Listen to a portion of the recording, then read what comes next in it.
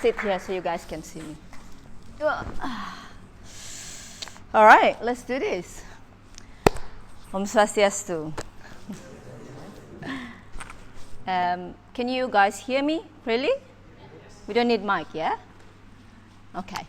I think first of all, I would like to say thank you to Ryan and Prita for providing the space, which is like amazing. Thank you so much. The first time we met, I said like, oh, you're from Bali Institute, you know, like kind of asking what you're doing and this and that, and oh, we should talk. And that was going for a year. Hey, Ryan, let's talk. Oh, sorry, I can't come to your office. Okay, sorry, I have no time. But talk is a talk without an action. So I bring him the proposal. Hey, I'm going to do this. Can I use your space? And he said yes. That was easy. Thank you. I think our vision as Common Sense Trading with Ryan as Impact Center, Makadaya and Bali Institute has one mission, which is bring out the voice to be heard. And that's why I'm here today. Also, thank you for all of you. This is bigger than I thought. You know, like you guys all are very close friend to mine. My business coach is there. He always push my button like, hey, why are you so slow? What are you doing today? Why are you not doing this? It's like I'm the boss, but I have boss, like the real boss. And Lindo for coaching, mentoring as well. And also Michelle for initiate the think tank. This would not happen without you. Like she is the real push button me, like, hey, you should talk, everyone should hear your story. And more or less, my dear husband. What a legend. Thank you for bringing me out of my comfort zone. I was 9-to-5 person. That's it. Weekend, I'm at the beach, reading book, not thinking about anything. And then Monday start again to work. But he's like, oh my God, the first year with him, it was a hell. Like, oh my God.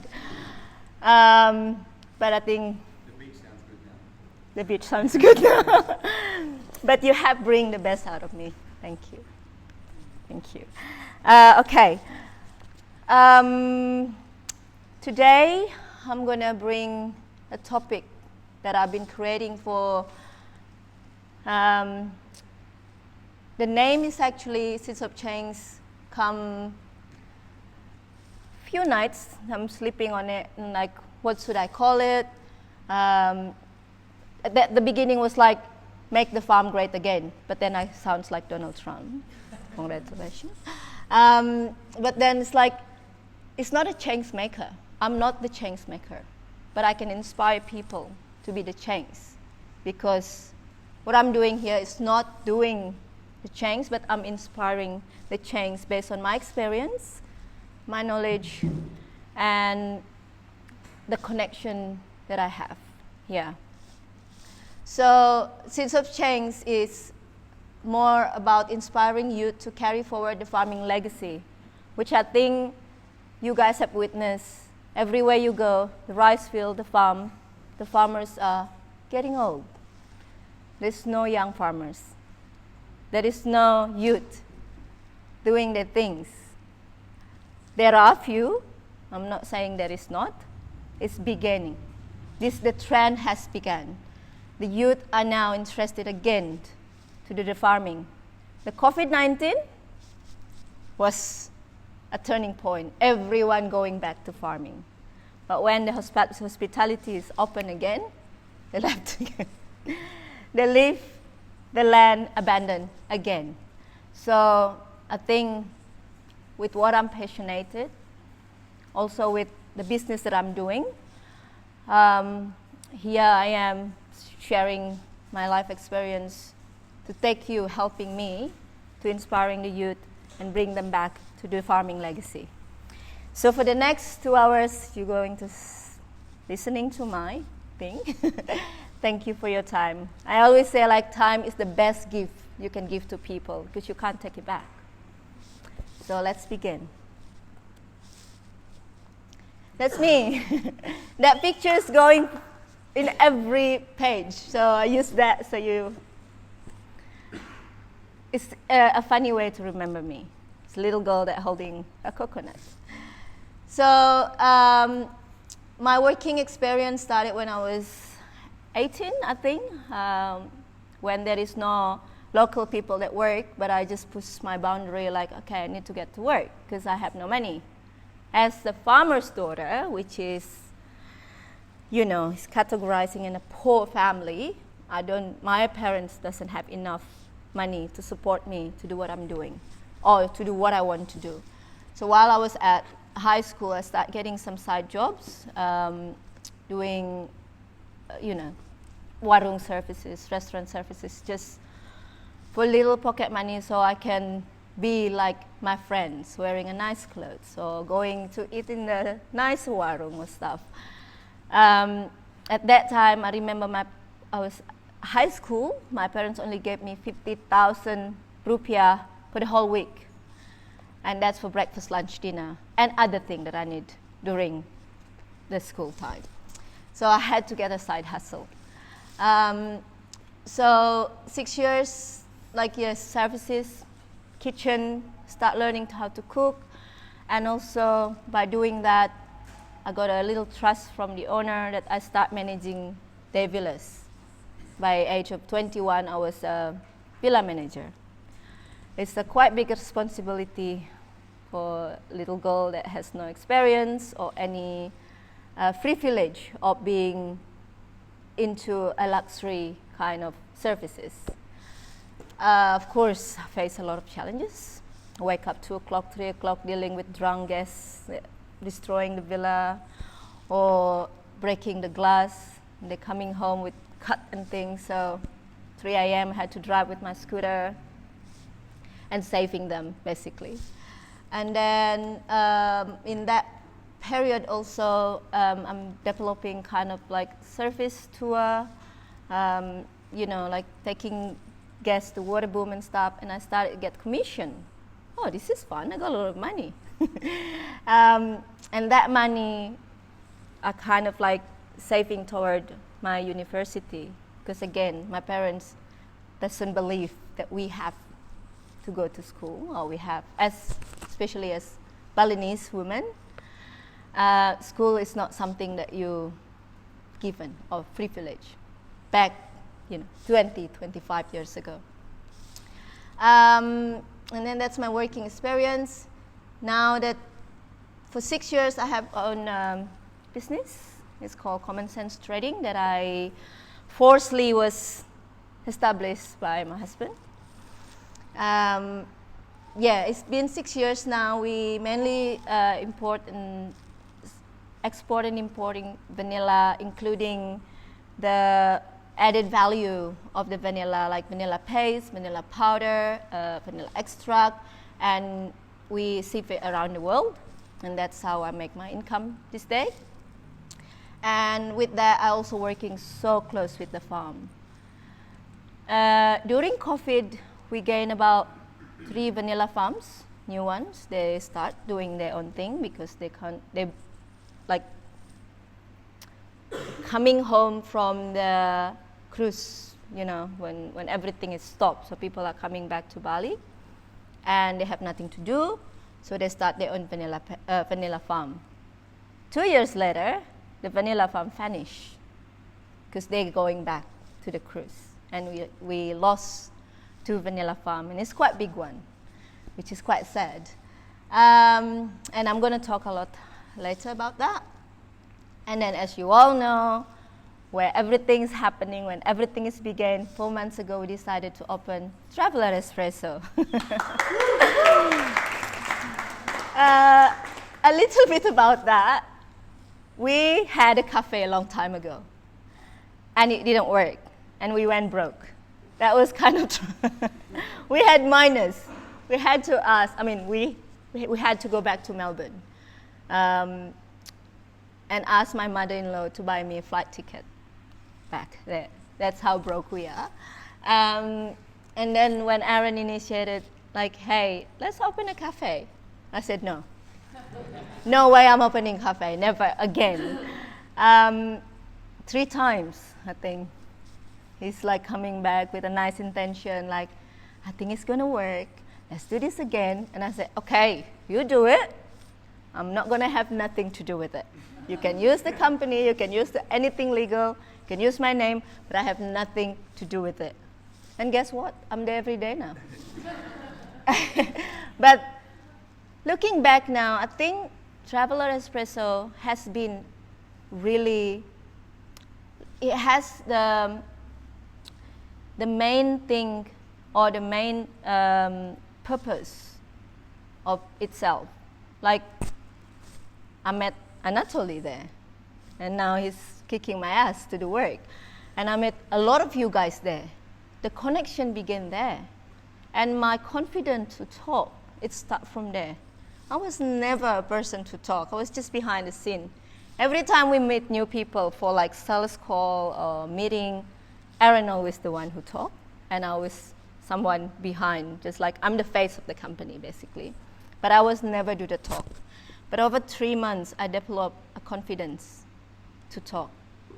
I've been losing sleep for this though, because I've been overthinking it. Yeah, it's become a community hub, and I'm really, really happy about that. I'm really grateful for your support, especially with Bebe. He's very passionate about the coffee that you guys enjoying today.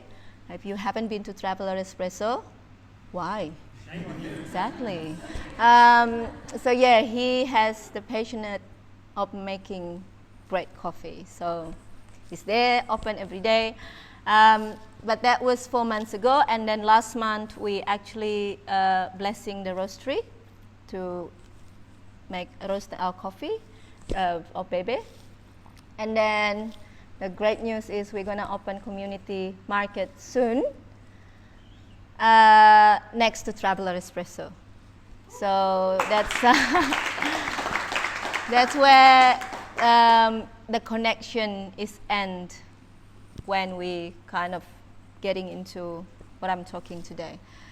So again, then in terms of what I'm doing, the Seed of Change, I've been advised to have some sort of foundation in order to keep the things legit or legal, so then I can help the farmer purely without someone gonna knock on my door asking about what need to be done. So next year we're gonna launch the Common Sense Foundation.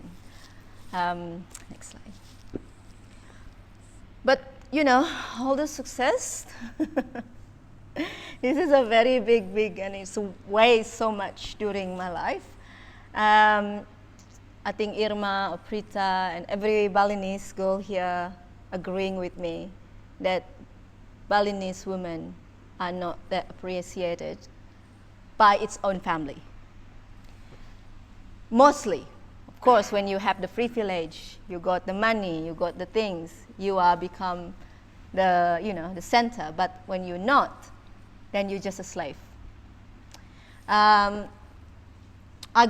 I've been told so much not to do things. I've been told so much that I'm not good enough during my childhood. Growing up not playing with my friend because I had to go to the farm. I have to, I must to. So after school I just walk, because that time we don't have motorbike or whatsoever. So the walk is about 45 minutes. And then helping out with whatever my dad is doing. By 4 o'clock I have to come home and prepare dinner, looking after the pigs, pet, make sure the house is clean for everyone, and dinner is ready, so when they come home from the farm, they have something to eat.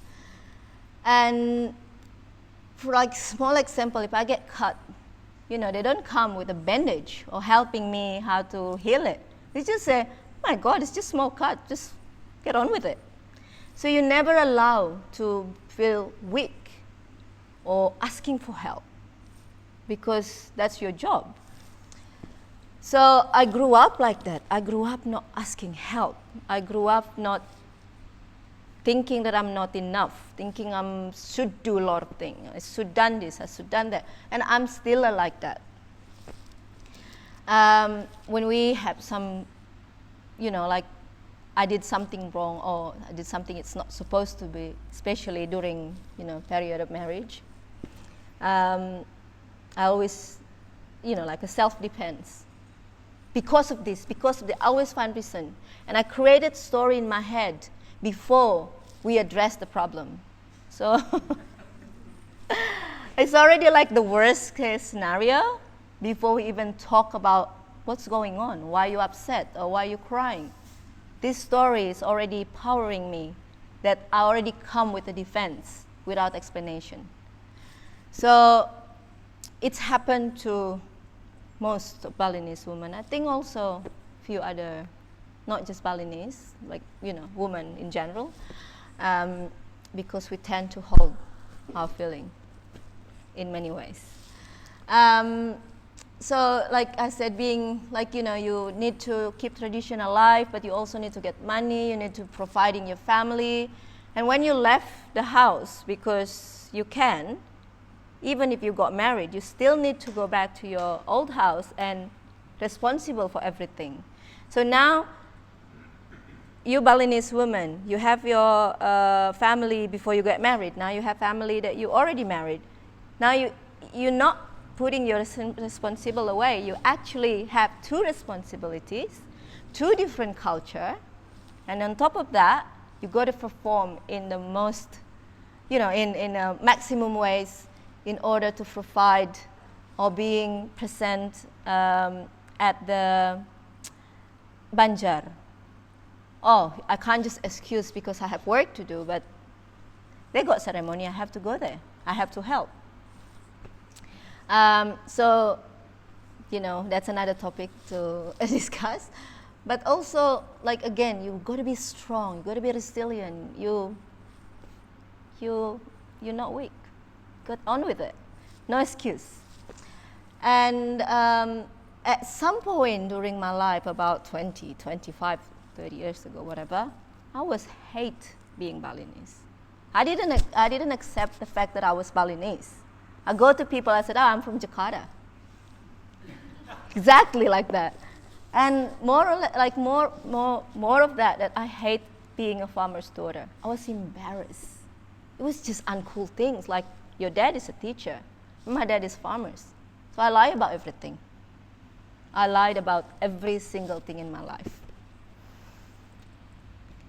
Just because it was too embarrassed to have a dad that worked in the farm and, he's poor. So I left my house when I was 16. The only bless I got, it was from my teacher. I think I told Michelle about this, because she was believing in me.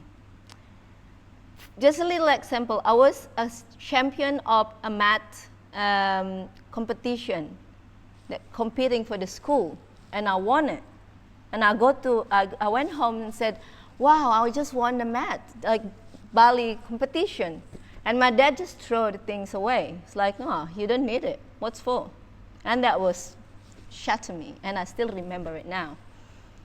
So my teacher told me, like, you got potential. If you need to leave the house because you can't develop, just leave. And of course, my dear mom, when I decided to leave my house, she got me nasi bungkus, like cold rice, because we don't have rice cooker at that time, with just fried egg. I remember leave the house in this little room that I rented.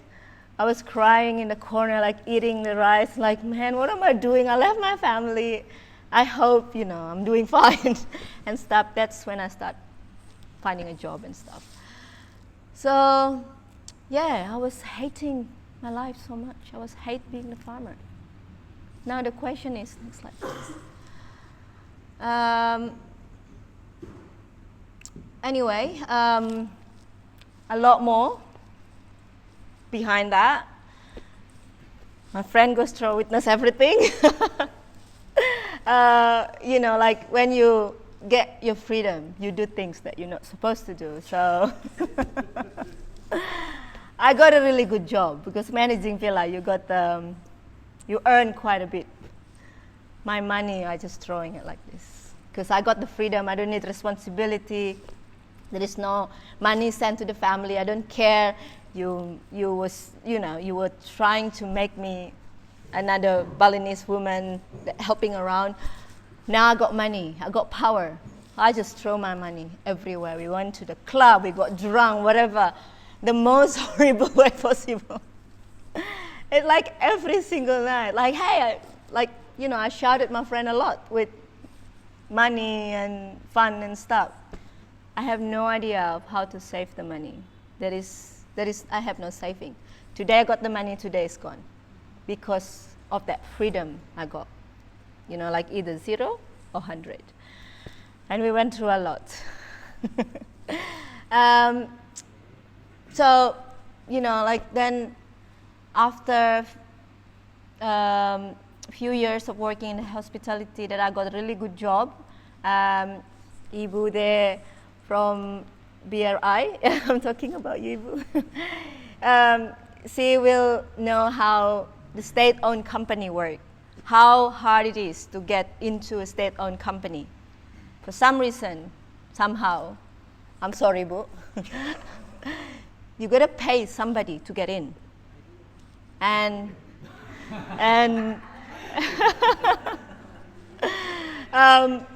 it's not all, but some. When I got this job, somebody actually asked me, how much did you pay to get in? I'm like, what? It's like, it's hard job, you need to be a privilege to work in this state-owned company. Bali Airport, I was working at Bali Airport. I paid nothing. Like, how do you think my dad has that much money to send to somebody inside the company to hire me? Like, I have no money. I just purely went because I think, my knowledge, experience, whatever, I got accepted as the general manager coordinator. For 6 years, I was living in luxury. They give me a house. They give me a car with the driver. They give me a maid that doing my things. So I was, this is my winning. This is my victory. I'm not living in a poor situation anymore. I got this luxury. That was on, and then also that's when I start to travel the world. The company sent me to do this, to do that. So I was kind of doing a lot of travel to Europe, Southeast Asia, living in Singapore for 3 months, India for a few months, and then went to French for a few months, and a lot of travel within Indonesia as well. I see a lot of things. I've seen, things that my friends at the village won't see. But at that time, it doesn't make any sense. I'm just doing this because I have to, because the work sent me. So I'm delivering my duty and stuff. 6 years pass, and then they have to send me to do some project in India. And at that time, I was also dating Aaron, blind in love. I gave up my career for him. Blindly in love. I gave up my career. He also quit his job. So because we're doing a long distance relationship. From Melbourne, he quit his job. From India, I gave up my career. And then we moved back to Bali. And then we got married 8 months after that. Not knowing what's going to happen after that. How are we going to survive this? Not knowing what marriage is about. Not knowing, we only know actually a month living together, and then we decided to get married. I don't know him that time. My God, what I'm getting myself into. Just fuck, let's get married. So life turning upside down for me. From 9 to 5, I'm hustling myself. From a house with a driver and the nanny, I gave up that. That's when we start building the cafe. And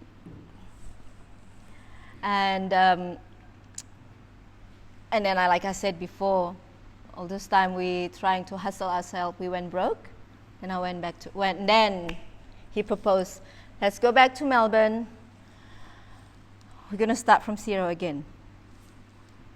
I have no idea what I'm going to do there. Got no friend. I got no job. Got no income. It's just me and him, but we don't know each other that much. So I feel like stranger to each other. It was really hard. The adjustment that I have to make from having everything and having nothing, and more like sharing a house, a little apartment with my mother-in-law. She's lovely, by the way.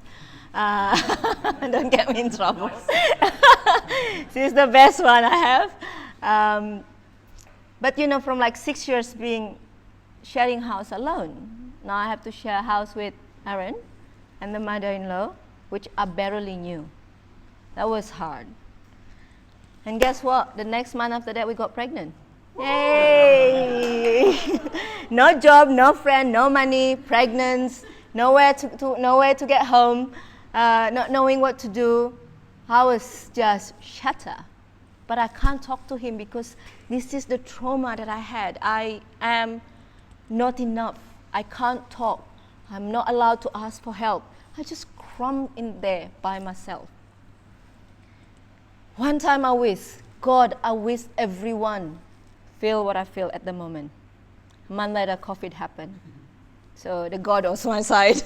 Everyone locked in the house, everyone depressed. It's not because of me, it's not. It's not because of me, it's just little wish of me. But yeah, so I got pregnant. A few months later, the COVID happened, and everyone locked in the house. And that's the worst time ever. The Melbourne lockdown was horrible, like horrible. You get count how many times you leave the house. You got monitor if you pass 1 hour. But the only thing that I was kind of grateful of, Aaron was working for a coffee company that considered an essential worker. So he was never locked down during COVID. So I can have my time alone, processing with this newborn baby, the postpartum that I have that I don't even know it happened to me. There's no support because I'm just too embarrassed to ask for help. My mother-in-law is there next to me, but I'm just, you know, it's like I feel like I'm not enough to ask for help, and that wasn't become really good relationship with her because she really wanted to help. She's super helpful, but on the other end, I can't accept the help because I don't know how. The minute I accept help, I feel weak, and that's what how I grew up, and that is staying in my mind. At one point, I couldn't handle it. I was crying in the car park for like 3-4 hours with little baby inside me. I refused to come back home. I want to go back home to Bali, but there is no flight. I was stuck in the car parking and crying for hours. And guess what? He never come and saved me. He would just let me there crying. Okay, you go and deal with it. I'm joking. But then I come to conclusion that I need to see someone. And this is important.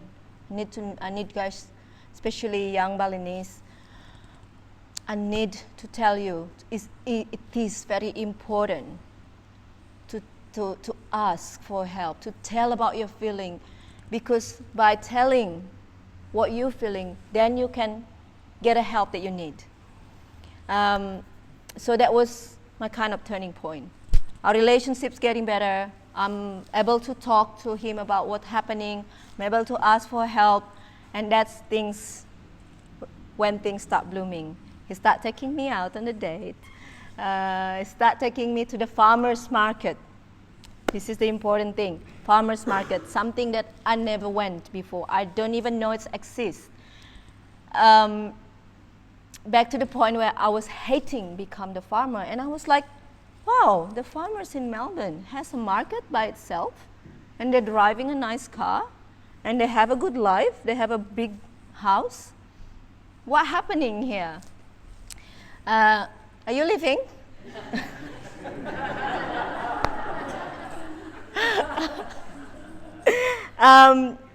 So yeah, we went to, I'm not sure if any of you guys from Melbourne, there is some place called Ceres Environmental and Education Park, where they Yeah, the one in Brunswick, where they held the farmers market, when they have their own chicken farm, where they have the community garden, and they have a big park for kids to play, made by recycle. So it's a whole other world that I never seen before. Bali has so much of it, but none of it reached the potential to provide space like that.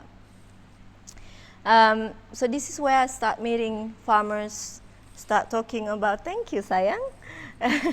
I start talking about them being proud, or us being proud of buying their products. I'm actually really proud of buying $6 of apple from the farmer's market than $2 apple from the supermarket. I mean, we're not that rich, but I'm willing to spend more money to get an organic fresh apple than the one in supermarket. It's only $2. And then also at the same time, I was working close with the farmers. At some point, he took me to Timor to see a coffee plantation. And we went to the farmer's house. Just like Bali, the farmer's house was the worst one you can visit. And the middlemen, or the buyers, they have nice car, nice house, traveling around the world. But this farmer is actually the most valuable one. Is the one that suffer, the one that doesn't know how to elevate their life. Just small example. My life has changed. My dad's life not changed. My mom's life not changed. And so does other farmers around me that I know them from I was growing up. Their lives still the same. But a lot of people's lives have changed, including me. That was my turning point. That was like a calling for me. I need to do something with the farmers in Bali. I'm working with the farmers. Vanilla farm is a little bit more, up class than just the rice farmers. I need to tell them that they can do something, that they are valuable. That's the richest things in our food cycle. But no one really, I wouldn't say no one, but we is in general not looking too deep to appreciate what they done. But I'm sure most of you here, guys, the reason you come here because you appreciate the existence of the source. So 5 years in Melbourne, we finally made decisions. I need to go back to Bali. I need to be in the mud again. I need to change some things. So last year, we went back for good. And here I am now. Next slide. So this is few reasons why I'm coming back. I'm witnessing the disappear of the farmers, and there are no kids at the farm. When I grew up, I see a lot of kids at the farm. They're playing kites, they're swimming in the river that no longer exists now because of the global warming, maybe. That was our playground. The farm was our playground. We hunting frogs, eel, whatever, and then we take it home for dinner. I don't see that existent anymore. I don't see kids at the farm. It's just like a dead cemetery. You see only these old people that only know one way of farming, the traditional way. They never change. Those are still standing strong at the farm. But imagine in 10 years, will you see them again? And what happened in 10 years? Will we see the farmers again? It's just going to be an abandoned land. And because of the quick money and everything, there's always plan B or the quick way. We're just going to sell the land because of the money. Also, got my little note here because the perception of farming. I recently, a few months ago, had a conversation with the youth organization. Few of them, I kind of interviewed them to see their view of farming. And of course, they say the farmers are not cool. I'm not embarrassed, like I did. It's an outdated profession, and also it's associated with hard labor, under the suns and everything, and it's very little reward in terms of money, because everyone need money to live, and also limited opportunities, and they just don't want to do it. They just want to be on TikTok and people watch them or whatever. And then, yes, the kids are not at the farm anymore because of urbanization. They see opportunity in the city. They want to work in the city because that's cool. And then that's leading to losing the art of farming. It's kind of disconnecting the traditional way of farming to nothing. So it's just disappear because no one carry the legacy. No one learning how to plant rice. No one learning how to turn seed into a little, what is it called? Balinese call it bule. Like the farm seed, the wheatgrass that become the rice. No one's know how to do it. In my area anyway. And then that's the end. That's the loss of the knowledge on a traditional farming. Of course, there are robots nowadays, but it's different. The handmade always nicer than the publication thing. So the younger generation is increasing reluctance to pursue career in agriculture. But I think why we're here today, we can still help them. We can still be the change maker, and the future is here today. Also in our hand. Not me, not you guys, but we can inspire them, young generation, to bring back the farming legacy. Next slide. So yes, that's why I'm coming back here. This is few reasons what I want to kind of highlight toward the young generation, with a lot of help that I will need in the future. Yay! Now I know how to ask for help. We are all food conscious. We want to eat fresh food. We want to eat healthy food. This pesticide food and organic food, or preservatives, or processed food. We know how bad it is, but they don't. The trend is shifting. They go to Korean barbecue and eat this processed little meat because that's cool. I'm at the mall with Instagram story and stuff, doing the barbecue things and all, lots of processed food, lots of salt and everything. They don't know how bad that food can be. Or just drinking a bottle of the iced tea, the amount of sugar in there. And I try to tell them, look, you're drinking a 4 tablespoons of sugar, but they don't care. It tastes nice, make me feel good, but that is where the lack of food safety or nutritious knowledge is, to mainly the young generation that I know. And also, I want to inspire the youth. There is a nice thing that we can do at the farm. There is you can be cool.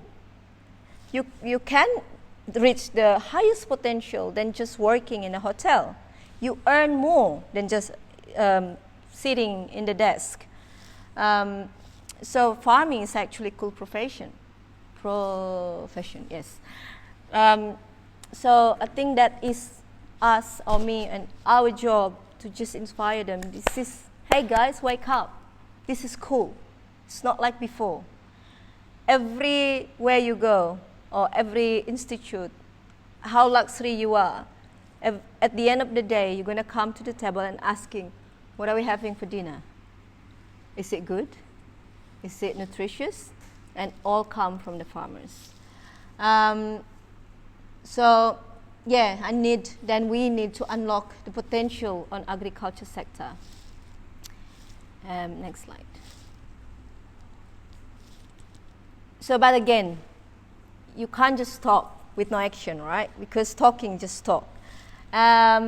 we need to lead by example. When they see it, when they see it making progress, they see it bringing money to their account, then they'll start, oh, actually, I can do the same.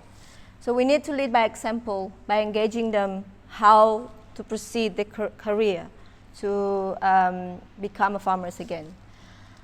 So far, for 6 years in Common Sense Trading, we have, we are doing this at the moment. Not yet, but that's what we're planning to do. We're going to create a workshop with the help of my beloved friends James. Sorry. He's very passionate about seedling, organic agriculture, and Ibu at the back is very passionate about fertilizer. And then this is the thing that the young generation need to know, how to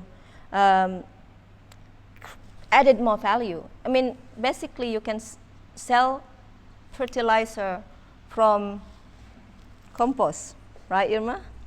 You can make money from the rubbish. You can make money from the food waste, as long as you know how to execute it. And that's the part that we need to take action for. So Learning Hub to learn about what we can do, what we can offer, and also that will create job opportunities so the people in the village doesn't need to leave the village, pay rental, and all the salary at the end of the month just vanish because of daily life. But if I can have this Learning Hub, bring it back to the village where the farm is, then I can create job opportunity for the young people. At the moment, we are doing coffee and vanilla and a few other things. Bebe is actually recruiting people at the village to help him with the roastery, and that's a great little start. And we will do more of this in the future. Okay, next slide, please. So on that side is my dad and my daughter Chloe. And then just, you walk around the field, in the farm, this is what you see. The land that been neglected, or not enough water, or not healthy. And then the older generation, just hoping somebody will take the legacy after that. And then this is just a few photos, but if you go around Bali, you see this a lot. And that kind of like, come on guys, help me. Next one. But again, I'm not alone. I'm not alone. I got you. And I got two people here I would like to invite. My dear friend Bebe, he's also was in Melbourne for 9 years. He studied there. He built his career there. He was settled there. He had a good job, got good pay. But 2 years or 3 years ago, he decided, I need to come back to Bali with the same vision. I need to save the farming legacy. So I need to welcome Bebe to just sharing a little bit of his story. Oh, your hands go. Hello guys, how are you? Okay. Good to see you all here, and thank you for Yeni and David for the opportunity. My name is Komang Sangkarya, and most of people call me Bebe. Maybe some of you have met me at cafe. And today I'd like to share a bit of story of about my coffee journey and how I start Harmonize. Do I have to wear this? I'm nervous enough, man. Come on. No, okay. I'm kidding. Okay, anyway, so I'm from the north. I'm from the North Bali. It's a city called Singaraja. Maybe some of you been there, but if you haven't, maybe you should visit Singaraja. And so I grew up there about 17 years. And after high school, I decided, not me actually decided, my parents wanted me to go to university in Indonesia, but I said, I don't want to continue my study anymore after the high school because I don't really trust the system here. So I don't want to go to the university, so I wasn't doing anything for a year.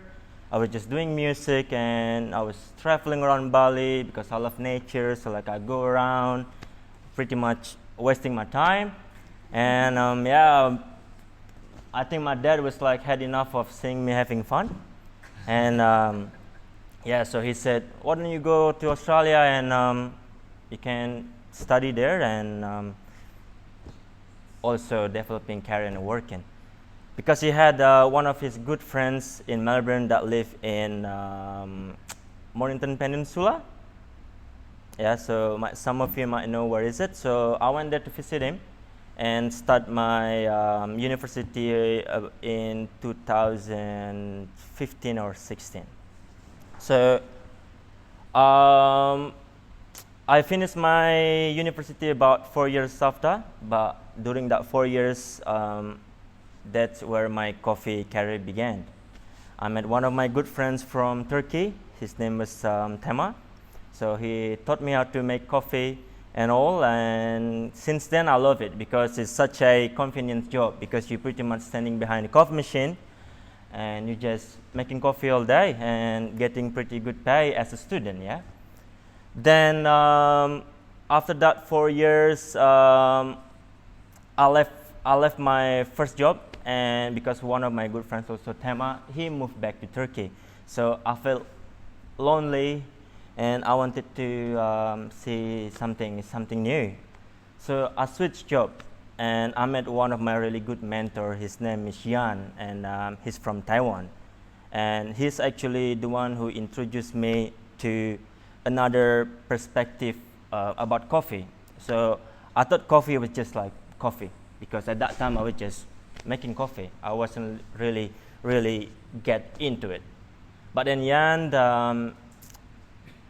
showed me that coffee is more than coffee. So in coffee there are commercial coffee and there's a specialty coffee, and the way you brew, what kind of process is this, what kind of variety, and coffee from Colombia or coffee from Ethiopia, Indonesia have different characteristic because of the soil, because of how high it grow and the variety and etc. Let me get comfy, guys. Anyway, so Jan was taught me a lot of things, and I was working with him for about a year or two, and again I want to see something new, and I moved again to another place in the city, a very busy pace cafe. But then COVID hit. A lot of people said that they're depressed, and because they have to lock down, like stay in the home, wasn't do really much thing. But at that time I was pretty happy. I was not having difficult time at all, because that's when I met you, yeah. But yeah, that's when I met Aaron. Suddenly he just came to the cafe. He said, "Do you want a job?" He said that. I said, "Yeah, I kind of bored of this place too, because I think they're going to reduce my pay because of the coffee, right?" And he offered me a job at Kotel Coffee in South Melbourne, and that was the time I roast coffee. So from barista, now I'm roasting coffee. This is new thing. So I know how to brew coffee with espresso machine, manual brewing. In any brew, I will brew the coffee, and now I became coffee roaster. So I'm cooking green coffee so that we can consume it. So this is a new thing for me, and I met one of also really good coffee guy. His name is Sebastian. He's from Colombia. He's one of our friends as well. He taught me a lot of things as well about coffee. Yeah. So anyway, roastery, and I become a roaster. Then I finished my study, and then I ran out of my visa. I actually can renew my visa, but I had to be offshore. So I wasn't planning to go back actually, because I was happy. Melbourne is one of my favorite cities. It's my second home. I've got a lot of friends. I've got family there. I've got job, everything. So there's a reason for me to go back to Bali. I wasn't planning to go to Bali, but then I had to come back. So I came back 2021. The plan was just to come back here and apply for my new visa. But then I asked my agents to, okay, give me like a month. I want to get a bit of holiday. So I stay in Bali for a month, traveling around again, seeing the nature. But at that time, I came back to Bali. The first time I came back to Bali from the last 4 years, Bali was changes. Legian, Kuta, Canggu, and all of this, I was like, wow, I was surprised. Like so many cafes, so many restaurants, everything was changed. Then 1 month passed, and I called again my agent. Said, look, give me 1 more month. Like I'm happy here. I will I like to still go around. And she gave me 1 more month, and I took a trip to Kintamani. I wasn't know that we grow coffee here, because so I didn't know at all. I didn't know, because what I know is Sumatra grow coffee, Sulawesi grow coffee, Papua New Guinea grow coffee, because all this coffee that I've seen in Melbourne, but I've never seen coffee come from Bali. So I went up to Kintamani and I saw this huge coffee plantation. I saw like, wow, this is all coffee. And I was had a really good thing that time. Like, should I go back to Melbourne now, or should I stay here and develop what I know? And I decided to not go back to Melbourne, so I stayed here. And I called up Aaron again, because I was running out of money, because I'm running out of my saving. You know, like I go here, I just spend that. It was fun. Anyway, I called up Aaron. Aaron, I need a job here. Do you know anyone? And yeah, so he passed me one of the contact, the owner of Expat, if you guys know, Expat Coffee Roaster. So I was the head of coffee there, and I was the roastery manager. So what I do there, I create their product, doing the QC, dealing with the farmers, and etc. So like I was working with them about 2 years before I decided I start Harmonized Coffee Roasters Bali. After 2 years working with them, and I'm ready to start my coffee company. Then so that's when it started. But going back again, thank you.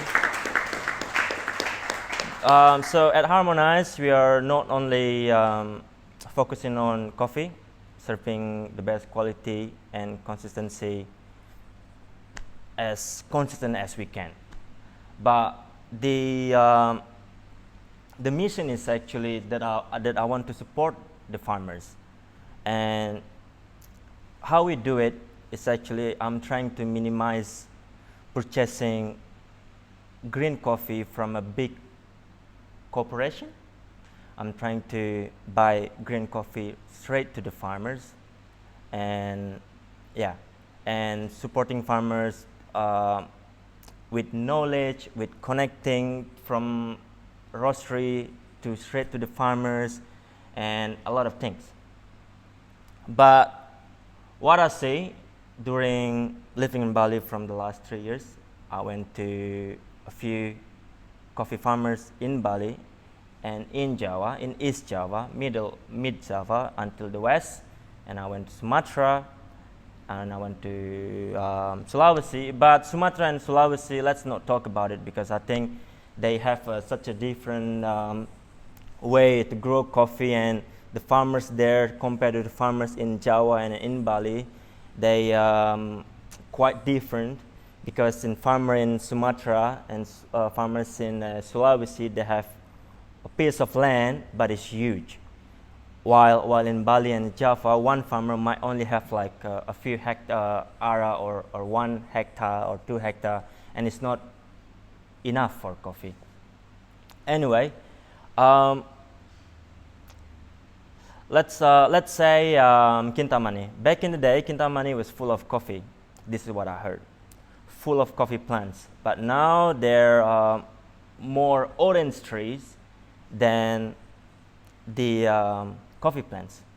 It's why? Because coffee plants not giving them enough money. Just like pretty much same like what Yeni had mentioned before.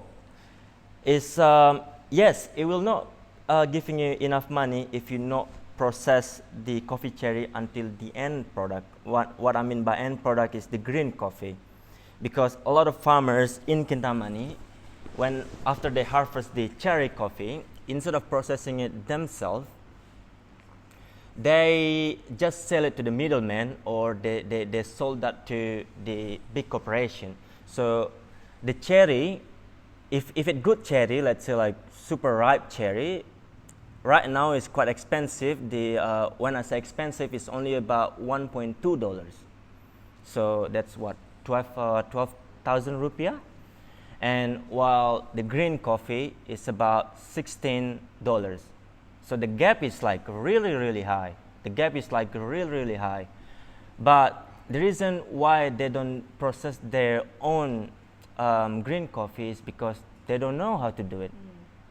They don't know. And if they want to know, and they need quick money as well. And if they want to know where they can know this, you know, because they're not like the young generation were holding the phone all the time, getting access through the phone this day very quickly. So this is all they do. So what they know is the traditional way. Okay, this crop not making me enough money, bam, chop. I will plant orange now, boom, and pesticide, bam, you know. So that's why, like, every time you go up to Kintamani during harvest season, you see the orange tree. They're all like almost trying to fall, you know, because so much fruit. But when you take the fruit, you eat it, it's not sweet. It's just pretty much plain, you know. It's a lot of pesticide boost them so that they have a lot of orange. But anyway, so like the aim in Harmonize later on, when we became quite big, when we have enough capital, so that we can actually, so that our team can actually educate farmers and trying to inspire the young generation. Instead of you using the phone to just access TikTok or this Instagram or creating a stupid content, is better to get information about farming, you know, because farming is not a bad job, or it's not a not sustainable job, or it's not a cool job. It is very cool job, you know, if you want to make it cool, like instead just stays traditional, because it will be gone in the future. So yeah, I think that's pretty much it from me. Thank you. Maybe any questions? Yeah. Any? Yes, I've got any question. What do you want to ask? What do you want to ask? I don't know. But we can also keep the questions, and so if you have any, we have like about 15 minutes if you guys have anything to ask. Thanks, Bebe. No worries. No worries. I think everyone needs to see on the back of your shirt. Yeah, thank you. Passionate Just, of making coffee better. This is for this is actually for just our group. If any one of you that think that coffee is a part of your life, where you drink coffee as a daily consume, I can tell you that specialty coffee is safe to consume. It's very safe to consume. Just don't consume any commercial coffee, guys. Commercial coffee is not good. Commercial coffee is where there's a lot of defects beans, foreign materials, and especially these over fermented beans that you should never ever consume that.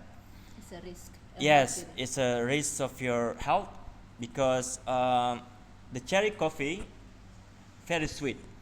If you ever stumble across coffee plants, just take the cherry, and have a bite. It's very sweet. So that's mean we know that it has glucose. When you pick them from the stem of the coffee plants, the coffee cherry will not absorb any more nutrients. So it stop. So it stop expanding. Then the fermentation states happen as soon as you pick the cherry coffee from that. And when the sugar broke down and became, we call it carbonate acid, And then the carbonic acid is good because it gives you a lot of flavors in your coffee. But then when you offer fermented, this carbonic acid became acetic acid. Acetic acid tastes like vinegar. Yeah, tastes crap. But when it way to offer fermented, it became orange and it became black.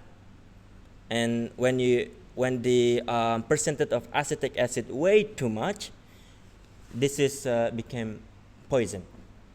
Yeah. So it just no, don't have to buy my coffee. It's like as long as you know that the coffee is. That when they roast it, you can't tell because everything is Everything brown. is You don't brown. know if there was black Yeah. or green or what color beans. Yeah, exactly. But normally, just don't buy coffee from supermarket. That's all. That's pretty much.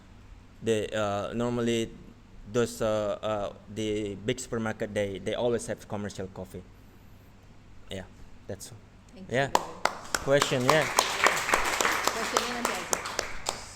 So just so I understand, so like Yeni's vision, part of your vision is to educate farmers and to lift their knowledge.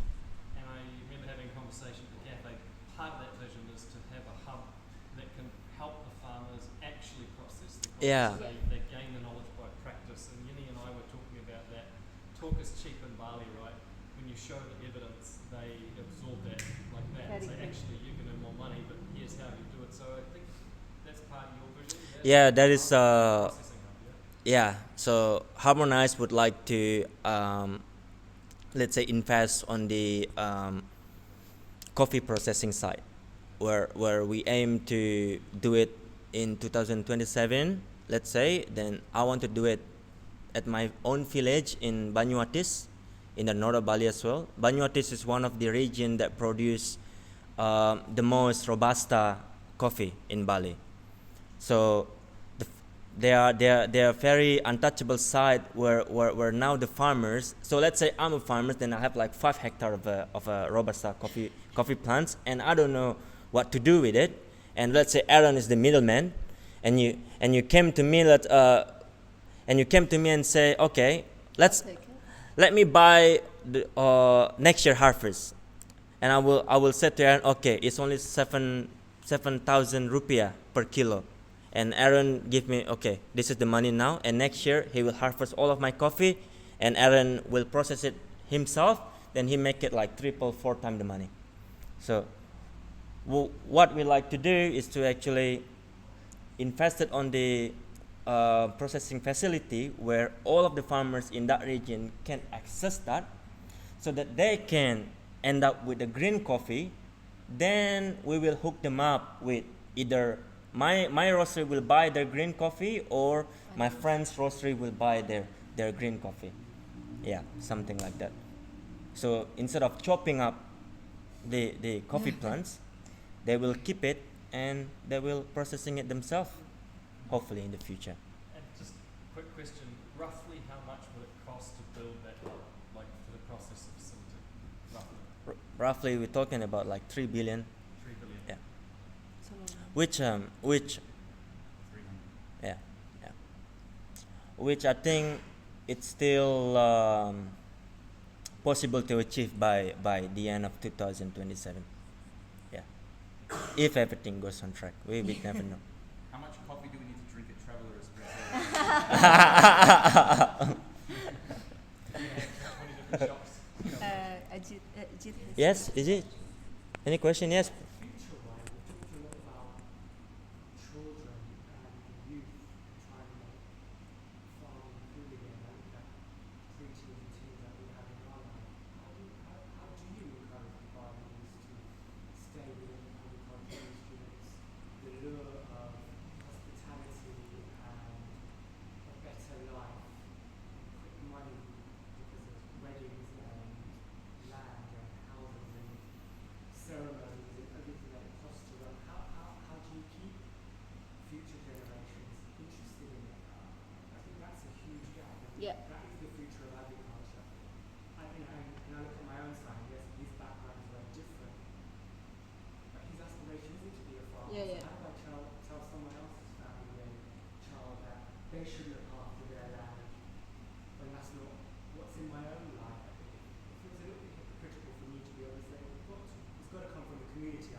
Yeah. How do we make it more appealing? How do we make it so that it's something aspirational? Actually, Increase the demand so then it looks, so then it is cool, and then there's an education around it of how it can be sustainable and also financial. I read that yesterday that the president of Indonesia has wrote off debt for certain All farmers which and I think is a really great initiative. Maybe as well it could be a case where you're so weighed down with debt that you have no freedom. Where, if that debt is removed, it gives you the confidence to strive then for a better life Yeah. for your future. Yeah, sure. I can And answer this. what we do in the coffee scene here in Bali, I'm talking about in Bali. So I've got a few friends that actually they are young farmers. One in Kintamani is his name is Wana, and he's from Kurtina Specialty Coffee, and the other one is his name is Arya, that he's in Munduk. He's from Coffee Munduk Molding, and my other friends also living in Batu Karu, and his name is Aris. Aris. So what we do with them, so like we're creating an event every harvest season.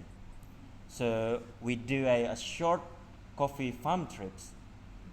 Then we're trying to aim for only maybe the age about 18 to 30, 35. So we want to show them that this is the life in the farm and how we harvest the coffee, how we process the coffee, and all. So yeah. I've So actually got a good answer.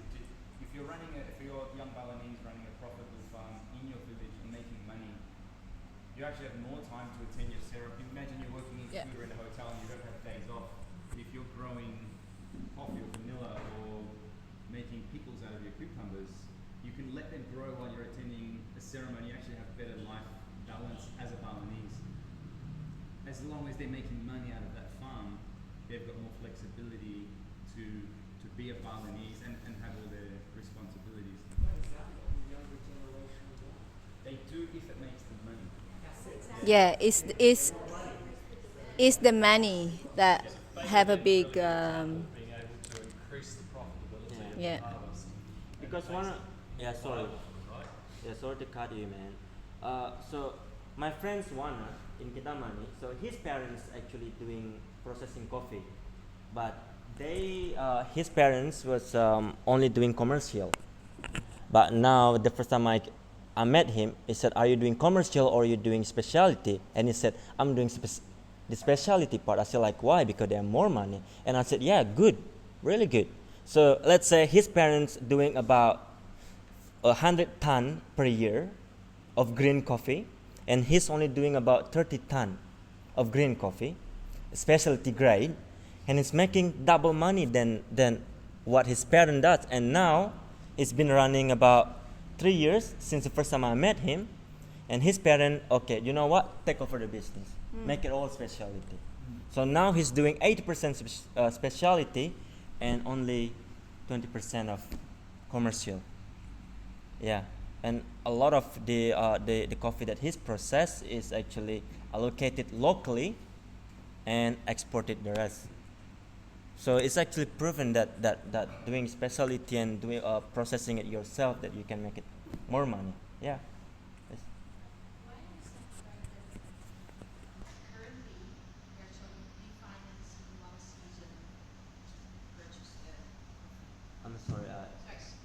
Currently, the people that are buying the coffee are prepaying the season 1 year in advance. So if you would change the system, you would not only need the cost for the machinery, but you would also need to pay every farmer This 1 fair year price. in order to allow him to Yeah. change, or he has a year no income, right? Yeah, exactly like that. So you need actually. Here we are, but let's continue. So you need a lot more What? for the transition phase to get it started, which you probably can get back at some point. But isn't that like with the regenerative rice farming?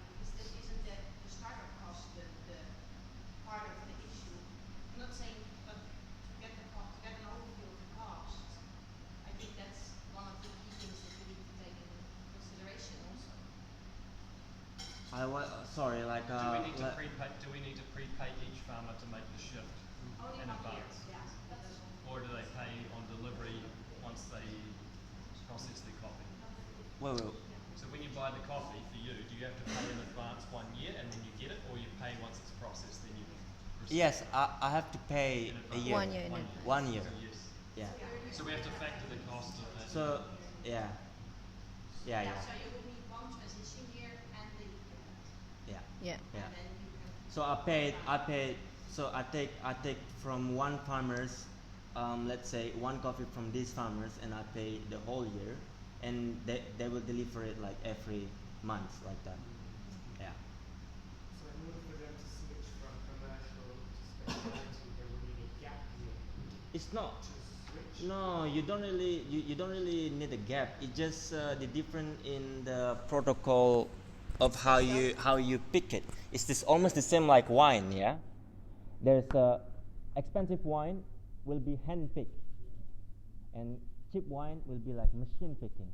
This is why if you know Brazilian coffee, it's cheap coffee, like Brazil coffee is cheap coffee. Why? Because they pick it not at the ripest part, but they pick it on green cherry, and also the quantity of their coffee trees are 5 times more than what we have here in Indonesia. So when you have bigger quantity, and of course you will put the price lower. Yeah. So that's why the coffee from Brazil, especially this one that are cheap, mostly they are processed naturally instead of full wash or instead of honey process, because there is not much of the glucose in that you can develop to be another acid during the fermentation process. So something like that. So if the commercial farmers wants to be a specialty coffee, it's actually not hard. So they just have to be patient. So, okay, instead of picking the coffee cherry once at a time, so they pick just the red one this month, and then next week they pick another red one. The next week after they pick another one. So like that. I think you need to also explain that specialty coffee doesn't mean it comes from one region. Specialty is the one that full, no defect, hand-picked, and then the rest is commercial coffee. So I just recently knew it. I thought specialty mean like, special from the region, but it's actually the premium grade of the coffee. And then the rest come into commercial grade. That's why they can sell it cheaper, because they can just roast them at the same time, and you won't see the defect. Either it's moldy or defect or small or big. Those become the commercial, and the specialty become the nicer taste. Yeah. I should have brought an example of it, but anyway. Next time. Actually, adding on to your question, Jit, how do we encourage these young people, especially Balinese, to also presenting themselves into a culture-wise, because it's our tradition and people need to keep their tradition alive, as well as making their own money. Is like Aaron said, we need to keep them in the village, have them a source of income that they don't need to leave the village, so they can do what their responsibility, and also creating their own future. I have, if you have guys later have questions about coffee, Bebe will stay here until the end of the event, so you can reach out to him, because we're also limited in time. I have one example. My dear friend Irma is young entrepreneur that turning food waste into a farming, but not agriculture farming, not food farming, not vegetable farming, not coffee farming or vanilla, but it's a maggot farming. So she collects all the food waste from every restaurant or household, giving them a Maggie kit or a maggot kit that they can also produce their own fertilizer, use it at their home. So the managing of the waste food is taken care by itself in the whole house. But in a big commercials, he provided food waste collection, and at their facility, this food waste is processed and turning it into fertilizer, and she sell the fertilizer for financial or capital income. So if you want to say, let's invite Irma here so you guys know. Thanks, baby. So, how old are you, Irma? Oh my god. Oh my God. That's not. I am 30, no. Okay. 29. 29. So, just an example of young generation. Still young, right? Yes, 29? of course. I'm still young. It's just an example of how you can develop something that non-exist to be, all good? To be exist and actually make an income for yourself without leaving the country. Of course, you need to leave the country. You need to expose yourself with a lot of experience and such as, but you know, there are a lot more opportunity around you. So I'm giving this chance for Irma to just a little, you know, how did she come with this idea? What make her come to this stage that she actually turning something unexist to become commercial? Thanks, Irma. Thank you, Kak Yeni. Okay. Hello, everyone.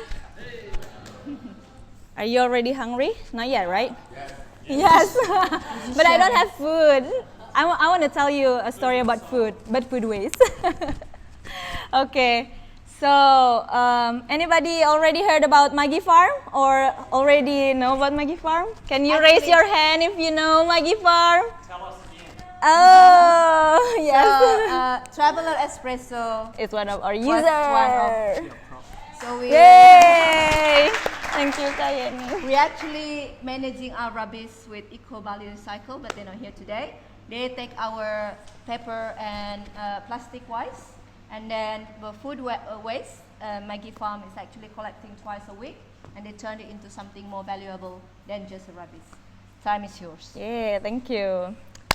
So, my name is Ninyoman Rida Bimastini. It's a long name, but you can call me Ima. I'm Balinese. I'm also from the north, but I was born and raised in the city in Denpasar. So, yeah, I can say I am from Denpasar now. Yeah. I'm 29 years old. I was part of Bali Institute, the program coordinator in the Bali Institute back when I was, how old am I when 17. Oh my God, you hired me when I was so young.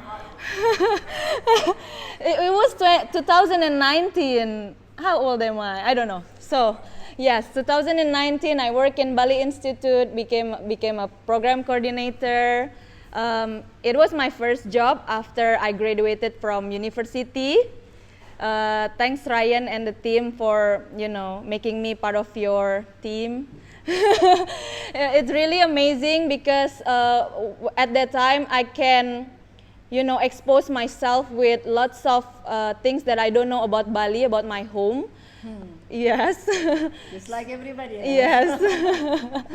Yeah, it's like an eye-opener because Bali Institute is doing a educational traveling thing, but we go to places that is not like usual tourism places. We go to the local leaders, NGOs that are solving, big problems in Bali. Something like people who are doing things with waste, people who are supporting women, people who are, providing solution to the problems that is faced by Bali. So with that job, I was inspired. I was inspired with all of the solution, but the things that I feel so close to me and also something that I can, work, something that I can address is waste problem. Yes. As we know, Bali is a tourism island. Mostly Bali's income is coming from tourism, but we have to, be more balanced. Some from tourism, some from agriculture. We need to make that balance, right? Yeah. Yes. So now it's still happening. Tourism is still kind of the biggest income that Bali can get. But at the same time, tourism, beautiful island and everything, but at the same time, one of the biggest problem that Bali is facing is actually waste problem. So I live in Panjer, Renon Panjer, in the middle of Renon and Panjer, and my house is very close to the small landfill. It is called TPS. TPS, it's not TPA, it's not landfill.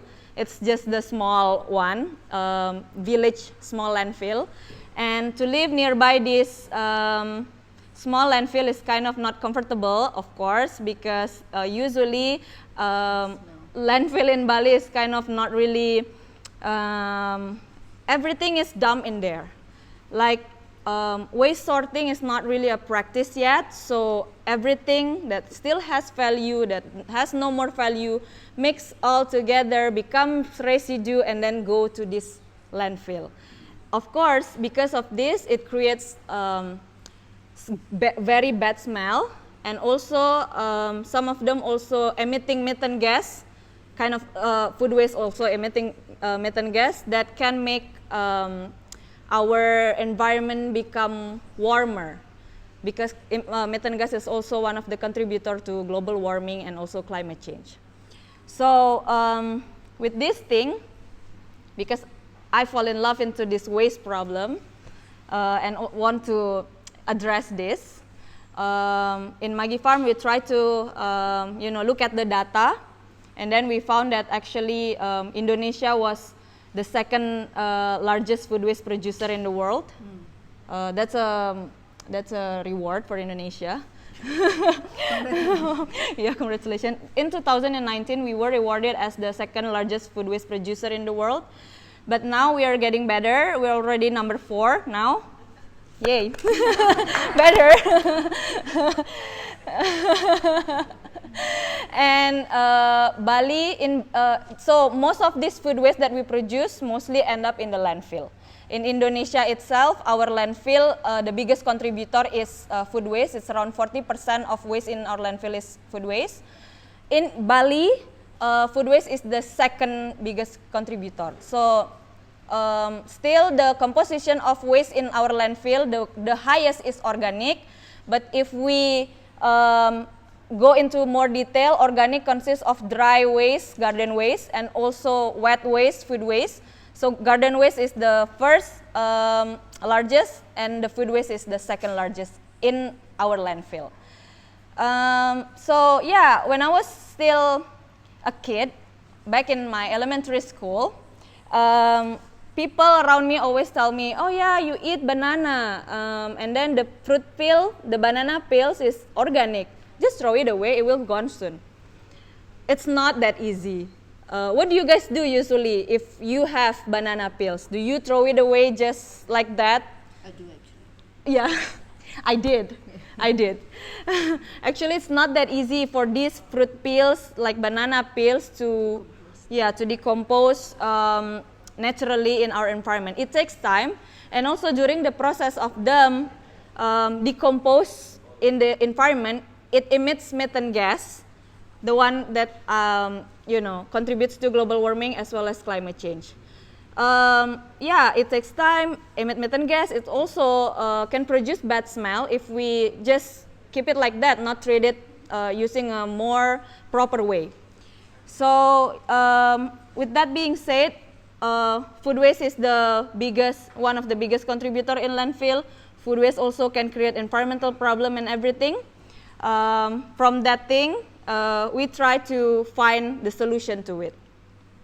At first, we started to treat it using the usual method, because in Bali we have teba. Teba is like Our own landfill. Yeah, our landfill, our Like own in the landfill. backyard when you throw things. Yes. When you finish in the house. Like each compound has that wasted land where they throw the rubbish and then burn it, usually. Sometimes, yes. It's still happening.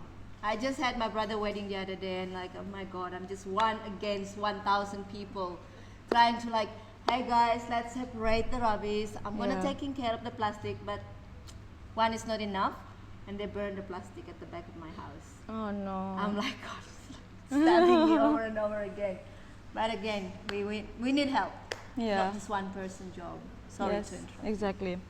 So usually when back in the 80s or 90s in Bali, we always have a bit of a land, we call it teba, where we usually put our organic waste in there and then like cover it with something so that it can be decomposed and become fertilizer naturally in there. But now as I live in the city, there's not much place to have to make something like a teba, like before, like the things that we have before. So the first solution that we try is using the composting bin. It is great doing every organic waste can be composted using a composting bin. It's kind of like a usual solutions that we can do, the easiest solution that we can do. But then I put all of the dry and wet waste in this composting bin. The next day I check it again, and then my food waste still there. And then the next week I check it again. Some of them have turned into something different visually, but the food waste was eaten by other animal, I would say, or insect. Rats. Yeah, rats or something that also producing bad smell. So with this thing, we feel like maybe there's another solution to the food waste, only food waste. Okay, let's do composting with the dry organic waste, but the food waste, maybe we can find another solution. So that so then we tried to find it on Google and YouTube. So basically, I got the inspiration from YouTube for this solution. We found that black soldier fly is actually can do good thing with food waste. Then it was in 2020. So yes, during COVID, many people go back to farming, not doing many things. On YouTube, we found that there's a black soldier fly. And on Google, we found that, many people are doing black soldier fly in Bali as well at that time. So then we contacted someone that do it, and then we asked them if we can go there, and then if we can also have some of their larvae so that we can do the experiment with it. And then we came there, and then we see it, and then we fell in love with them right at that time. So a little bit story about black soldier fly. Anybody heard about black soldier fly before? Yes, so it's an insect. It is a family of flies, but they're different because this black soldier fly, they only live for 7 days just to meet their loved one only once. Nation of love. Yeah. So the purpose of this fly living is just to mate. Yes. And then after they mate, the male will die first. Woman power. But the female will follow after she lays the eggs. So both of them will die after mating. So the purpose is only to find the loved one only once. They're super faithful. That story makes me very, oh my God, what a purpose of life. Yeah. So these eggs then will hatch into larvae that can start eating our food waste minimum twice of their body weight per day. It is a huge amount of food waste that they can eat in a day. So let's say I am larva. I am 50 kg, last time I checked. 50 kg, it means that in a day if I'm larva, I can eat 100 kg of food waste. Usually starting from the baby phase, there's the baby phase. Once the egg hatch, it becomes baby and then adult larva after 7 days or 14 days. So starting from the baby phase, they can eat, all of the larva phase, they can eat minimum twice of their body weight per day. Let's say in one box of this, we put larva, we feed them with 1 kg of food waste today. Tomorrow it will shrink around 60 to 80%. So the changes is like happening. Very quick. Yeah, very quick. And the food waste that they eat, the larvae consume, they also have their metabolism process. They consume food waste, there's the metabolism process, they poop. The poop is actually a good fertilizer, a good compost that we can also use for gardening. So we can treat food waste while also producing organic compost at the same time. This idea makes me very excited, and my team as well. So with this solution and with this problem, there become Maggi Farm. Yay.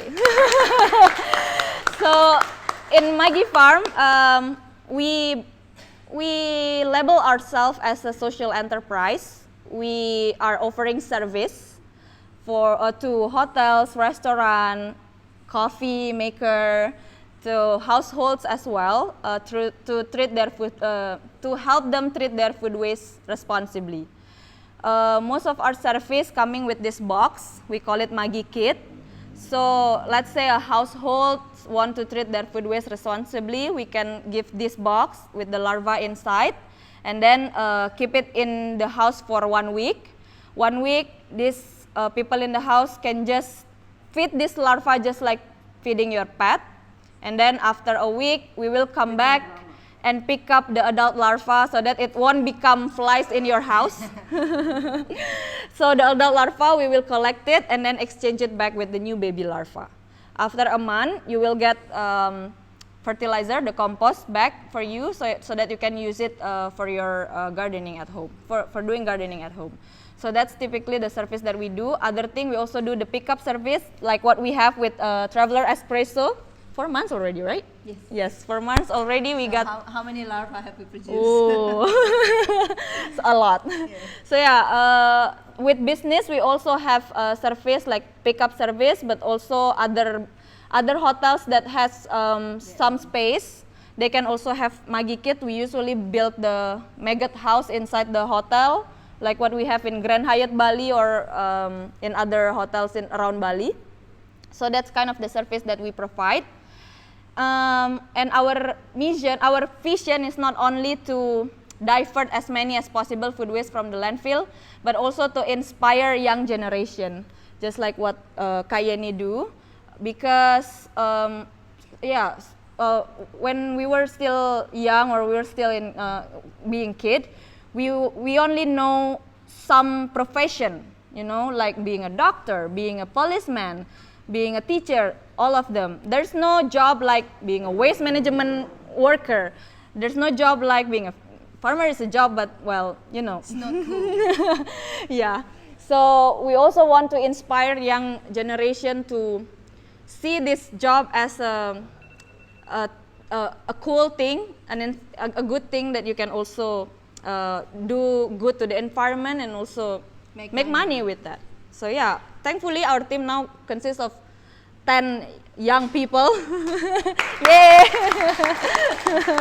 I think the first time I know Irma was at the Ubud Food Food Festival. This is the theme of them. Gostra here is the food. Gostra and Emma there is the food. Ubud Food Festival's also writer and reader festival. I met her there, and this is like, wow, this is something. This is something that everyone should know. Every younger generation should know. But they can make money just from the rubbish. It's an opportunity that no one sees, and that's where we're together with this young entrepreneur, Bebe, and many other friends that I have that like inspired with the agri-culture, which I call now agripreneur.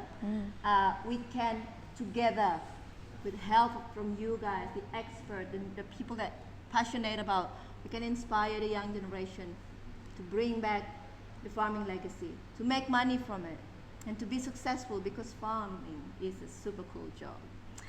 Thanks, Irma. Thank you, everyone. Yes. Can I come to you and grow black soldier fly larvae for my kids? Yes. Our location is in Batu Bulan. You can Doesn't go matter, there. I'll go anywhere. It's very close to where Pelangi is, or where it's still around this area. So you can get her contact, come and visit. It's a super cool thing, and we hope to see more cool things in the future. Thanks, Irma. So We have, ooh, it's ring. Yeah, that's just a sample of a young entrepreneur that see opportunity, like I said. Now, I need to set this example just in a small scale first at my village. I want to create a community farm there, that everyone have access to it. That, let's say, Anna have 2 kids. These 2 kids want to grow their own food. We will provide them there. We will provide a community market or garden, or farm that will look after by our farmers that exist there. This is gonna inspire them. Like, hey, you know, local, when they see bule, they see like, oh, something happening in my village. And that kind of like the face of it. So my job here is trying to sift or maximizing the opportunity of the abandoned land at my village. But with this mission, I have a challenge. The land is gone. By gone, by meaning it's dead. There is no water source. I can't do this without having a water source around me or a healthy soil. I can't build a compost farm when there is no food waste in this area. Or I can't provide you a community farm where there is no water. That farm cannot work. At the moment, they only rely on water, rainwater. When there is a rainwater, they can farm. When there is not, they have nothing to do because that's the only things they know. So for me to inspire the young generation with a failure products, it's not going to work. So I need your help. So next slide, guys. So we are doing, this is the things that we already been doing. We're starting a fundraising to build a source of water, whether it's a water well, rainwater harvesting system, because we got so much rainwater in Bali and no one's doing anything about it. It's wasted. Also, at this particular subak, the water irrigation has been sifted for a reason. That happened a few years ago. So my dad and also farmers around him is having a difficult time of farming at the moment. And that's why they left the farm, because they can't use it. So we are doing fundraising to raise 150 million, and at this moment we have raised 30 million so far. And thank you for all the donation that we have received. And we are supposed to do the running event next week, but because we're in Bali, the ceremony, an expected one, the planned one. So on that particular day, because I want to involve 3 Banjars around us, I want to involve the youth to witness this because they're part of this. I make this for them. They're having a mass ceremony and it's very important to them. They actually requested to reschedule this. They asked to have the date where everyone is available and be part of it. So the fundraising is still going.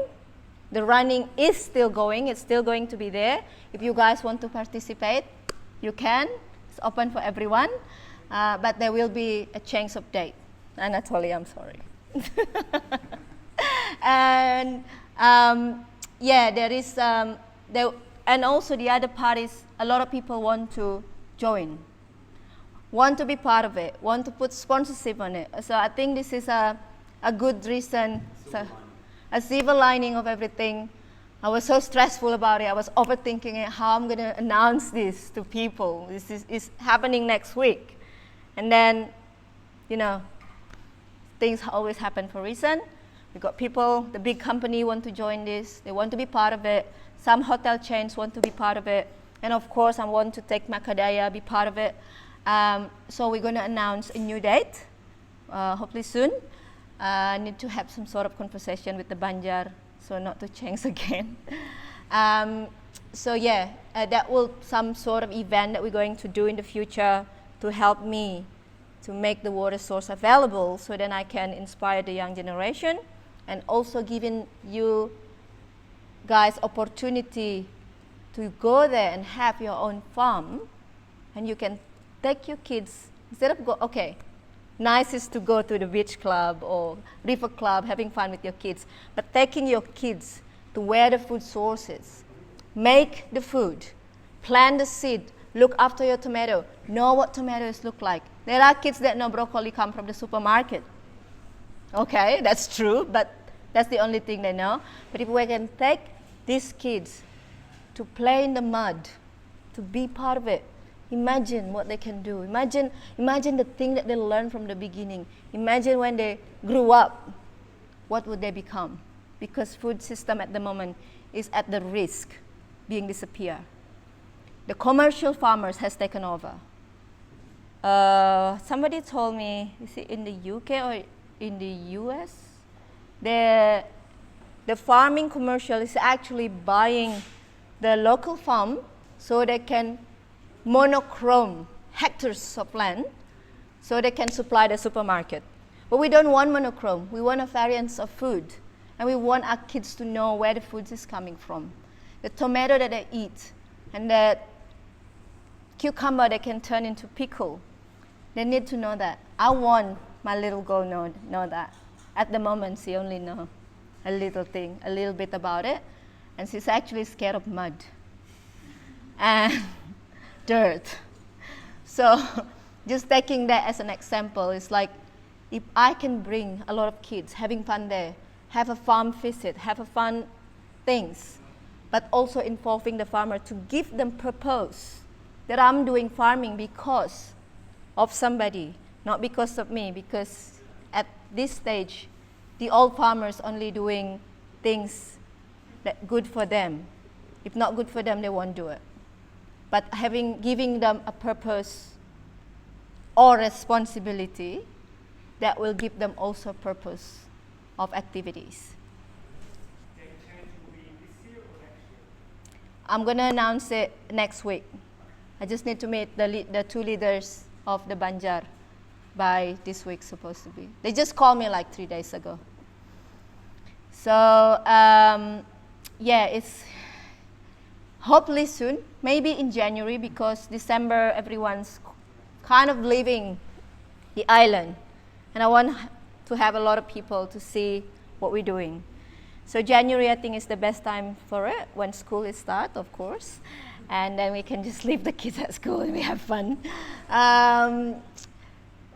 Yeah, so I have all your numbers. I'm going to keep you in touch. There is also our Instagram to follow for updates. And then, yeah, that's part of the journey that I'm going to take now because there is no time left. So I think the call for action or the farmer's daughter talk, I will finalizing in that way because I see the future. In 10 years, I don't see the farmers at the farm anymore, and that makes me really, really sad. So I'm calling you guys to help me. Let's make this happen. Let's teach our kids, the young generation, that they can be a cool farmer that makes money without leaving their own island. Next slide, please. And yeah, let's take the part. That's the condition of the land. It's abandoned. It's abandoned. It's like, it's so healthy, but it's dry, but it's abandoned, but there's so much potential in it that we can bring onto it. The job that we can create it, the product that we can create it. So today is the start day, and it's going on with a lot of help. Next slide is so you can have that on your kitchen table. That's my kitchen table. I love when I get food, you know, like colorful things. So that's actually from the farmers around us. That my cousin is a collective farmers for the fruit and veggies that's selling it to the suppliers of the hotels and stuff. So I just go there and grab some whatever I want and then have it ready in my kitchen.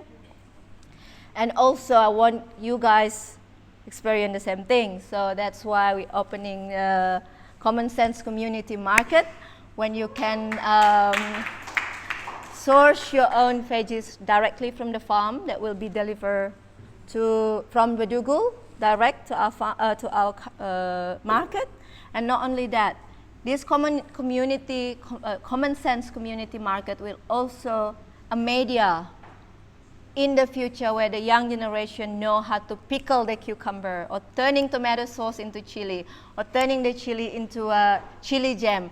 That's where they can put their products. We're going to help them, accommodate them with opportunity, not only selling it to direct customer, but also export opportunity, because we're already doing it. Now we're just taking more people to do it with us together. And for you guys to know where your food is coming from, I think is the important thing, especially local. I think that's all I can share today without taking more of your time, attention.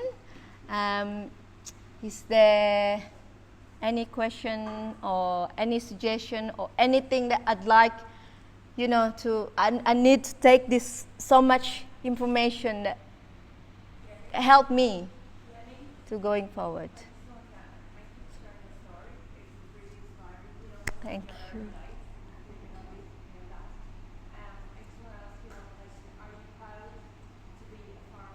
Yes, I am now. yes, I am now. Like, oh my God, what a silly thought. When I'm thinking like, God, I was embarrassed to be a farmer. Now, I am so proud to be a farmer. Not just farmer's daughter, I am the farmers now. I have a vanilla farm in this area that I want to show the kids, like, hey, from this to this, you can go around the world. You can turn it into added value products. And when I start working with Anatoly, the first question he asked was, what is your vision? And without hesitance, I asked, I want my product in everybody's kitchen and agriculture curriculum in every school in the world. That's too big to us, but we get there. We're gonna get there. Yes, to answer your question, I am very, very proud, and I want all the farmers and the young generation are proud to be a farmer. Thank you.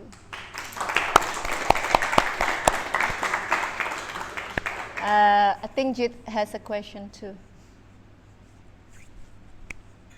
Are you raising your hand? Yeah.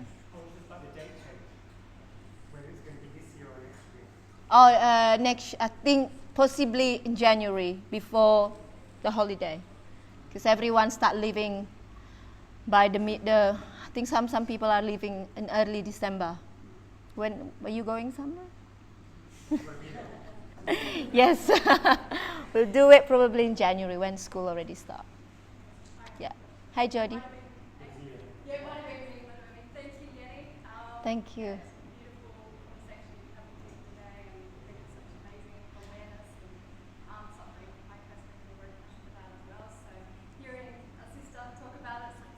Yeah.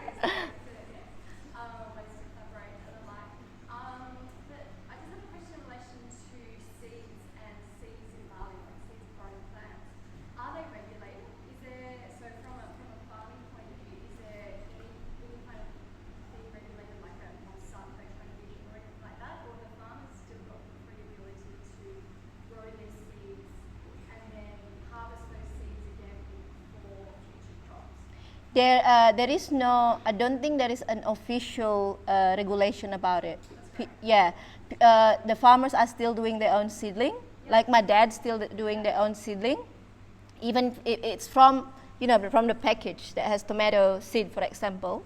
From there, he put it in that seedling pot, and then turning it into bigger space, and then they plant it at the farm.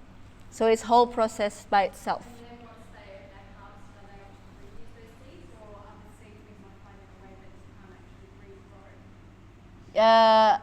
Some of them are regrow it.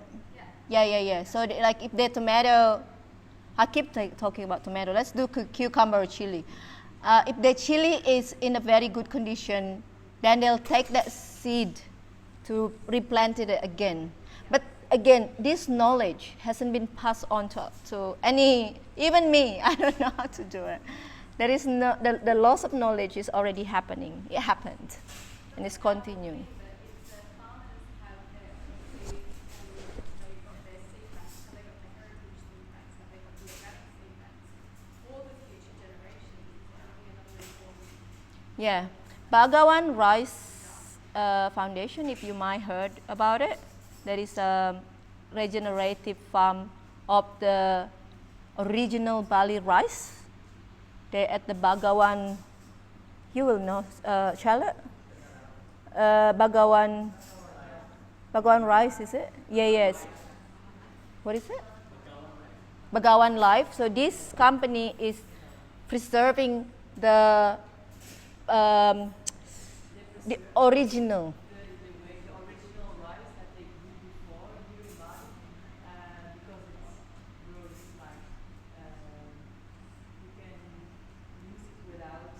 Yeah, Begawan has like a whole system that they're not using a lot of water to produce rice, and they want to make the farmers. They want to show the farmers, if you grow this rice, this is the local rice from Bali. You need less water, no pesticides, and you can get more money out of it. But you can only grow it twice instead of 3 times a year. Yeah. And it's a little bit more work, but you have like 4 times twice. Crops, yeah. Like in the simplest way, there is no GMO in it. There is no genetic modified. It's the real Bali rice. Yeah, so you might do like.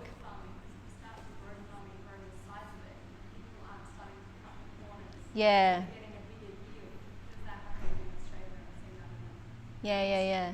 So I think the Green School team has heard or have a close contact with Aston Caraway. They're doing the same thing, which has inspired me a lot. I haven't met the team. They are providing each farmer that wants to go over to regenerative farming, they will provide them with the first years of seed. Ah. Usually you cannot because they're modified, so you can only use them once. They help them make the switch. They provide the seeds for the first year, and after that you can generate your own. So Yeah. it keeps itself going, and Yeah. the yield is higher. It's just a lot of cultural combination. Yeah, and they're also doing a lot of things with the young farmers, right? Yeah. And they're growing fast. They're growing really fast. Yeah, I haven't. The organic farming, and it's something you're very passionate about. And rising that up more, is that are the pesticide bottles as high as sort of the whiskers are in food? It's Is there anything? the organic thing. There are a company in Bali that doing organic farming. It's been established for a few years. It's Charlotte, remind me. Bali Organic.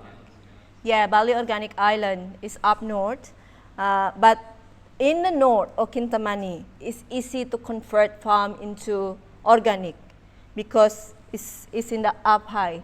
But when you start going down into, let's say, Ubud area or a bit downhill, the water come from there, and all this water growing, like running through the downhill, carry the pesticide. So whether you can say that organic or not, it's still a bit of a big discussion because the water itself already contaminated with pesticide. So even you try not to spray with pesticide, but the nutritions from the water that growing this plant has already been affected by pesticide. So it's not many. It's not many unless the whole Bali stop using pesticide, which is they will laugh at me.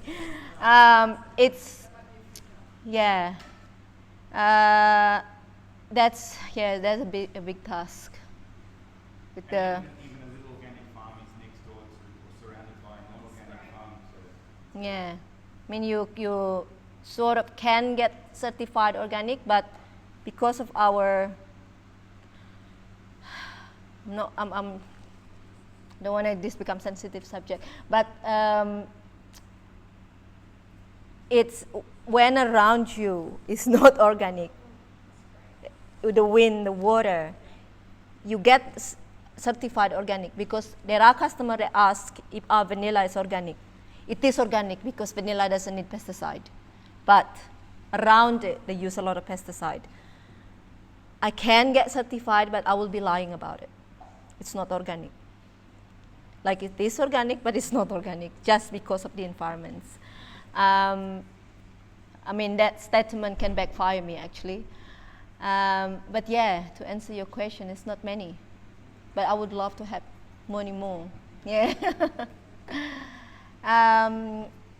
Any other question? Who wants to be the farmer?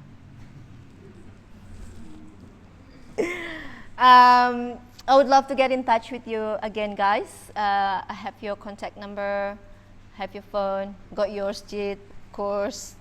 But then the farm, we want to make it as organic.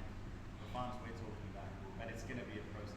Yeah, it's going to be a process. It's going to take quite a long process and a long time. We will do as much as we could. We got a friend of ours producing organic fertilizer. It's called Pest Hammer, if you guys might heard of it. So it's purely organic, that made from onion, oil, some sort of oil that comes from a plant, onion and vinegars and chili, and some of the hotel are already using it for their own garden. It's called Pest Hammer. Where can we get that? Google. I can probably post something on my Instagram, Common Sense Instagram page, that you can get access to this. His production is in Penable, and the rice field around him already using this. Like just for like little home garden? Yeah, they're selling it as a commercial, like a retail package as well. Oh, okay. Yeah, I need to put the Common Sense Instagram page here so you can follow us and get more update about the Margie farm. I'm going to tag all of the people that I mentioned today, so then you can get connected to it. Yeah. The emails of the ones who registered, you can mail us. What is it? Sorry, I'm sorry. When we registered, we gave our email. Yeah. You can mail us. Yes, definitely we can do that. Okay. Yep, Rita. Final question.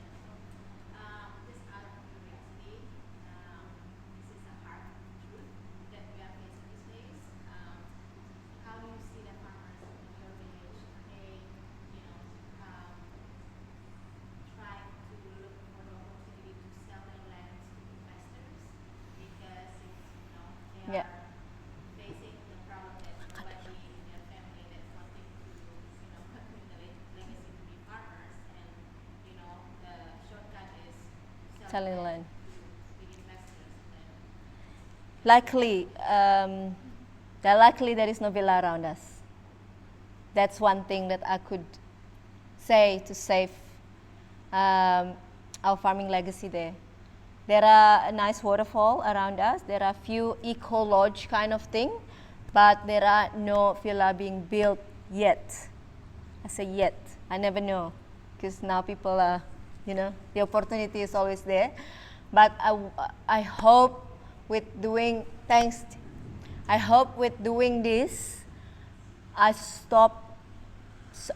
stopping that from happening. It's hard, but finger crossed they won't do it. Because when we provide solution and then they can earn money from it, that will stop them, kind of like brainwash them not to sell their land for the quick money. But if we can give a future or long-term plan and or solution, it might stop. We might stop them to go in that direction. But I really the hope. next generation, if they don't become farmers, they will sell all that land. They will import their food, and that's the biggest fear of all of us. It'll be funny, with Bali, people come to Bali to see nature, rice field and things. But in 10 years, they come to see a city or Mediterranean villa everywhere. So yeah, let's preserve some of the land in order to help our tourism sector, our future generation, our food cycle and everything. And also, this is the chance I can introduce them to smart way of farming like hydroponic, aeroponics, smart way of farming without using so much water, and collecting rainwater. Why we haven't done it yet? Yeah. So I'm calling for help, basically. Help us, help me, and together we can inspire this young generation. Thank you very much. I will keep in contact with you. It's lunchtime. I know you're hungry, because I am too. We provide you with some small lunch at the back.